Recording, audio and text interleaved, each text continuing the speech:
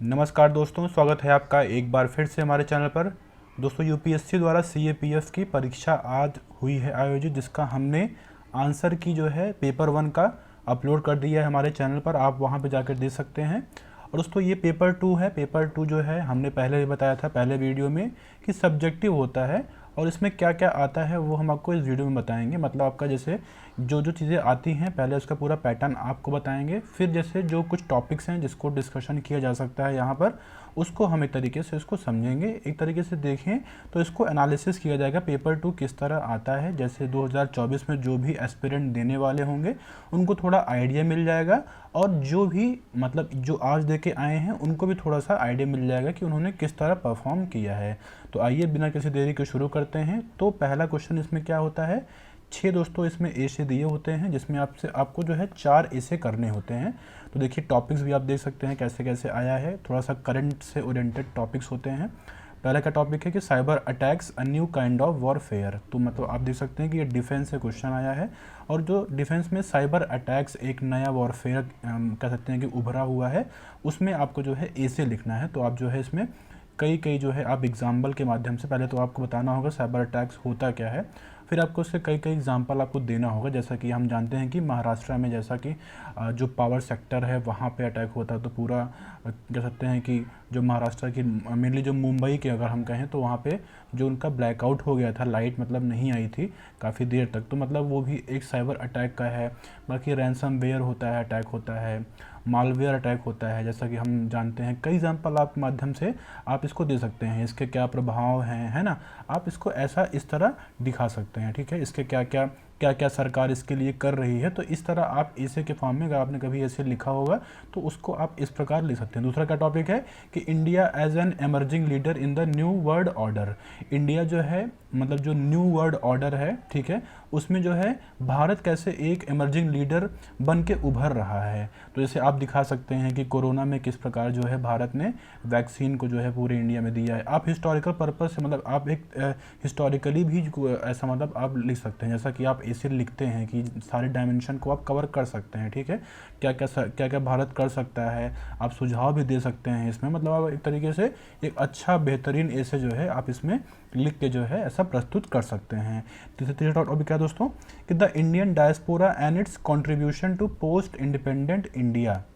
ठीक है, मतलब पोस्ट इंडिपेंडेंट इंडिया की बात हो रही है, मतलब भारत जब आज़ाद हुआ था उसके बाद जो है जो इंडियन डायस्पोरा हैं उनकी क्या कंट्रीब्यूशन है। मतलब जो भारत के प्रवासी हैं, जो मतलब कह सकते हैं कि भारत मतलब जो विदेशों में रहते हैं, उनका क्या कंट्रीब्यूशन है, मतलब ठीक है क्या कंट्रीब्यूशन है। भाई देखिए, सबसे पहला जो कंट्रीब्यूशन है, जो अगर हम इकोनॉमिक टर्म में देखें तो जो है रेमिटेंसेस जो है इंडिया, हम जानते हैं पूरे वर्ल्ड में रेमिटेंसेस के मतलब के टर्म में सबसे पहले नंबर पे है, ठीक है। जैसा कि वर्ल्ड बैंक की रिपोर्ट में ये जो है जाहिर हुआ है। और मतलब क्या क्या इनके कंट्रीब्यूशन है, एज अ सॉफ्ट पावर मतलब हो के वो एमर्ज होते हैं। जैसा कि हम जानते हैं कि मतलब जो रिलेशन है वो काफ़ी इंप्रूव होते हैं जहाँ पे इंडियन डायस्पोरा काफ़ी ज़्यादा रहता है, ठीक है। तो उनका क्या कंट्रीब्यूशन है, क्या सरकार को करना चाहिए, ये सब चीज़ें आप इसमें ऐसे में मेंशन कर सकते हैं, ठीक है। चौथा का टॉपिक है दोस्तों कि education and awareness are the critical pillars for the success of democracy. ठीक है, इसमें क्या क्या है, एजुकेशन और अवेयरनेस, दो देखिए टर्म है, और क्या है सक्सेस ऑफ अ डेमोक्रेसी। मतलब डेमोक्रेसी के लिए जो है एजुकेशन और जागरूकता, मतलब शिक्षा और जागरूकता किस प्रकार जो है कह सकते हैं कि पिलर हैं, मतलब एक क्रिटिकल पिलर हैं। तो पहले तो आपको डेमोक्रेसी मतलब थोड़ा सा एक्सप्लेन करना होगा, फिर जो है आपको एजुकेशन और अवेयरनेस से लिंक करना होगा, फिर उसको बताना होगा कि क्या इसका रोल है, ठीक है, क्या इसका इम्पैक्ट हो सकता है, ठीक है। कुछ आप एग्जांपल्स भी दे सकते हैं कि जो भी कंट्री है जहाँ पे एजुकेशन और अवेयरनेस काफ़ी ज़्यादा है वहाँ पे कैसे एक डेमोक्रेसी रोबस्ट होकर उभरी है। जैसे कि यूएसए का भी एग्जाम्पल दे सकते हैं, है ना, और ब्रिटेन का भी एग्जाम्पल दे सकते हैं। तो मतलब इस तरह वहाँ तो खैर एक तरीके से मोनार्किकल डेमोक्रेटिक गवर्नमेंट है, लेकिन फिर भी आप वहाँ पे ऐसा एग्जाम्पल के माध्यम से सकते हैं। इंडिया भी देखिए एक तरीके से डेमोक्रेटिक कंट्री जो है उभरी है, मतलब एक जो फेयर और कह सकते हैं कि फ्री इलेक्शन होता है इंडिया में, तो वो भी एक तरीके से मतलब आप एग्जाम्पल के माध्यम से दे सकते हैं। हमारा जो अगला टॉपिक है दोस्तों क्या है, ई वेस्ट, ठीक है, the dark side of the digital revolution. ठीक है, पहली बात तो आपको ई वेस्ट क्या है ये जानना होगा, फिर डिजिटल रिवोल्यूशन, डिजिटल रिवोल्यूशन को आपको बताना होगा कि डिजिटल इंडिया में किस तरह मतलब एक आपको वर्ल्ड का इंडिया का दोनों का व्यू लेना होगा, ठीक है। फिर ई वेस्ट का क्या क्या प्रभाव है, क्या क्या सरकार ने किया है ई वेस्ट जो है, जैसे रूल सरकार ने बनाया है तो उसको आपको मेंशन करना होगा, क्या क्या इसके दुष्परिणाम हो सकते हैं, कैसे कैसे केमिकल्स रिलीज़ होते हैं, तो ये सब चीज़ें आप ई वेस्ट में दर्शा सकते हैं। अगला टॉपिक क्या है दोस्तों? अगला टॉपिक है the geographical and linguistic diversity of India is it's real wealth. ठीक है, आपको डाइवर्सिटी ऑफ इंडिया को दिखाना है कैसे, जोग्राफिकली और लिंग्विस्टिकली, मतलब लैंग्वेज जैसे जानते हैं कि 16,000 माफ़ करिएगा 1600 से ज़्यादा जो है लैंग्वेज इंडिया में बोली जाती हैं।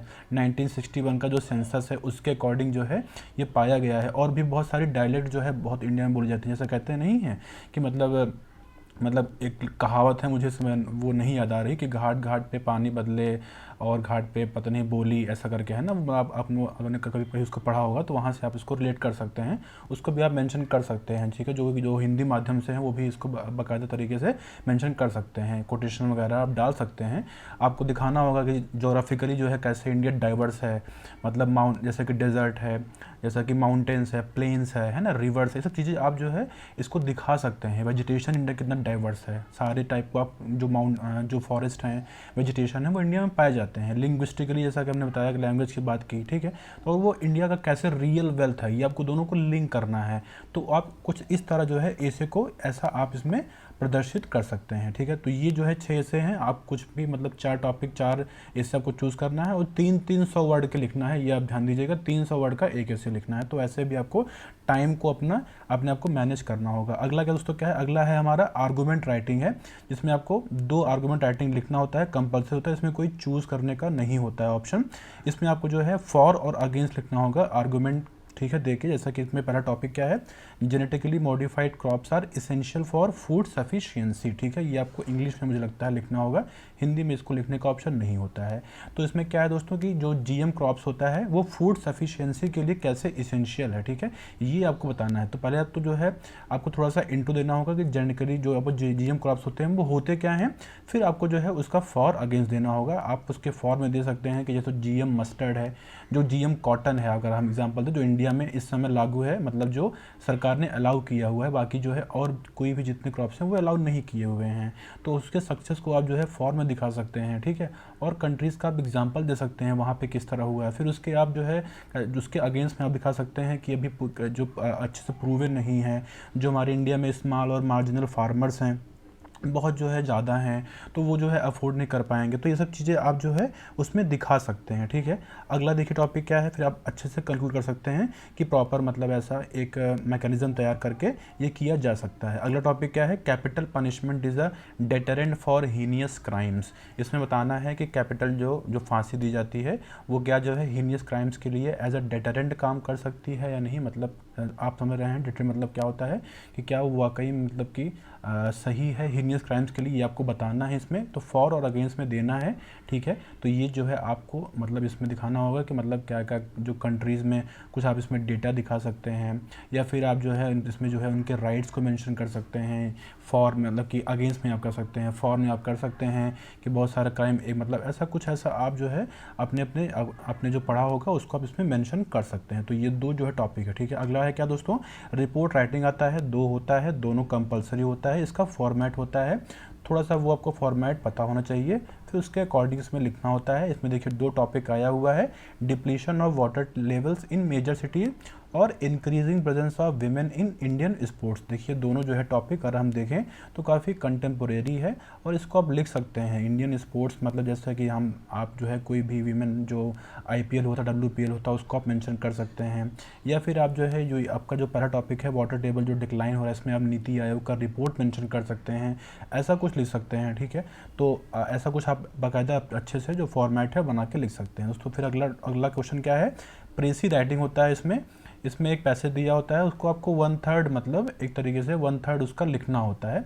इसका एक जो है फॉर्मेट होता है, ऐसा बॉक्स बना होता है, उसमें आपको एक एक वर्ड जो है मेंशन करना होता है। अपने शब्दों में आप लिख सकते हैं या फिर कुछ ऐसे शब्द को भी लेके उसमें मेंशन कर सकते हैं, लेकिन मीनिंगफुल रहे, पूरे पैराग्राफ को ये जो है इसको एक तरीके से एक्सप्लेन कर पाए। मतलब 453 मतलब 450 वर्ड हैं, इसका 1/3 जो है आपको लिखना होता है। ठीक है, अगला क्वेश्चन क्या है दोस्तों, इसमें पैसेज है, पैसेज दिया हुआ है, इसमें कुछ क्वेश्चन दे होते हैं। ये काफ़ी इजी होता है अगर आप इसको पैसेज को पढ़ लेंगे। पहले तो आप इसका क्वेश्चन पढ़ा करिए, फिर आप जो है इसको पैसेज सॉल्व करेंगे। थोड़ा सा सॉल्व करने में, लिखने में आसानी रहती है, ताकि आप की पॉइंट्स को उसमें आप मेंशन करके फिर उसको जल्दी जल्दी से आप इसके पैसेजेस के आंसर लिख सकें। अगला क्या है, अगला है दोस्तों फिर थोड़ा सा ग्रामेटिकल पार्ट आ जाता है। इसमें देखिए पहला क्या है, पहला तो है कि आपको वॉइसेस चेंज करना है, एक्टिव वॉइस पैसिव वॉइस होगा, इसका चेंज करना होगा। फिर आपका एक क्वेश्चन आता है डायरेक्ट और इनडायरेक्ट से, मतलब दो क्वेश्चन आता है, एक एक्टिव वॉइस पैसिव वॉइस है और एक डायरेक्ट इनडायरेक्ट से। तो ये जो है दो आपको याद होना होगा। फिर आपके दोस्तों फिर इसमें कुछ ऐसे शब्द होंगे जो जोड़ने होंगे, ये आपको दिखिए जैसे नो सूनर देन, ठीक है। फिर आपको क्वेश्चन टैग लगाना होता है, कहाँ पे लगा सकते हैं, ठीक है। फिर आपका जो है ऐसा एक प्रीपोजिशन भी ऐड करना होता है, ठीक। तो ये सब चीज़ें आप कर सकते हैं। फिर देखिए नेगेटिव सेंटेंस बनाना होता है, मतलब बिना मीनिंग को चेंज किए हुए, ठीक है। जैसे ही विजिट्स मी रेयरली, ठीक है, ऐसे ये सेंटेंस है, इसको आपका मतलब मीनिंग चेंज मतलब ना हो, इसमें नेगेटिव बनाना है, ठीक है। मतलब आप कह सकते हैं कि ही विजिट्स मी रेयरली, वो मुझे बहुत कम मिलता है। मतलब कह सकते हैं कि ही विजिट्स मी रेयरली, या कुछ ऐसा आप इसमें नॉट या फिर है ना ही ऑफनली मीट्स में, या फिर ऐसा कुछ आप कह सकते हैं कि मेंशन लगा सकते हैं, ताकि जो है इसका मीनिंग चेंज ना हो। अगला क्या है कि he is too clever that he can not be trusted, इसमें टू और टू, ठीक है, ये दोनों मेंशन करना है बिना मतलब इसका मीनिंग चेंज ना हो। तो क्या कर सकते हैं, he is too clever to be trusted, ठीक है। देखिए आप इसमें he is too clever to be trusted. अगला क्या है कि इसमें आपको करेक्ट ऑप्शन चूज़ करना है, सूट होगा कि सूट्स होगा। Neither of the plans suit him, ठीक है, ऐसा आप लगा सकते हैं, शायद सूट होगा। अगला है कि Tania is the most intelligent girl in her class, इसमें जो है कंपैरेटिव डिग्री जो है यूज़ करनी है, ठीक है। मतलब जो होता है आपका, जैसा जानते हैं सुपरलेटिव डिग्री, कंपैरेटिव डिग्री, इसमें कंपैरेटिव डिग्री यूज़ करना है, ठीक है, कंपेयर यूज़ करना है। Tania is most intelligent girl in her class, तो मतलब कह सकते हैं कि Tania is better than all in her class, ऐसे कुछ लगा सकते हैं कि बेटर जो है कंपैरेटिव डिग्री होती है। अगला क्या है, इसमें आपका correct form of verb choose करना है, लेड होगा या फिर ले होगा, ठीक है, ये आपको इसमें देखना है। अगला दोस्तों इसमें सेंटेंस फॉर्मेशन करना है, दो जैसे फ्रेजेस दिए गए हैं, आपको सेंटेंस में इसका यूज़ करना है, एक मीनिंगफुल सेंटेंस बनाना है जैसे, ठीक है। आपको एक एग्जांपल देता हूँ, बाकी आपने कर लिया होगा, लेकिन इसका एग्जांपल देता हूँ। जैसे लिखा है कैरी आउट, आप इसका कोई भी ऐसा सेंटेंस बना सकते हैं कि to carry out this activity he took the help of his father, ऐसा कुछ करके, ठीक है। अगला क्या है, देखिए अगला है कि आपको करेक्ट करना है फॉलोइंग सेंटेंसेस को विदाउट अननेसेसरी चेंजेस। 5 क्वेश्चन है, इसमें आपको एक तरीके से एरर फाइंडिंग करनी है, ठीक है। तो जो ग्रामर वगैरह अच्छे से पढ़े होंगे वो जो है इसको आसानी से कर सकते हैं। तो दोस्तों ये कुछ पेपर होता है, पेपर 2 ऐसे पेपर आता है, आप जो है इसके अकॉर्डिंगली आप इसका पैटर्न देख सकते हैं, ऐसे आप इसकी तैयारी कर सकते हैं। ये आप थोड़े से मतलब मेहनत में आप अच्छा परफॉर्म कर सकते हैं, अच्छा स्कोर भी कर सकते हैं। तो इस वीडियो को देखने के लिए धन्यवाद, आपका दिन शुभ हो।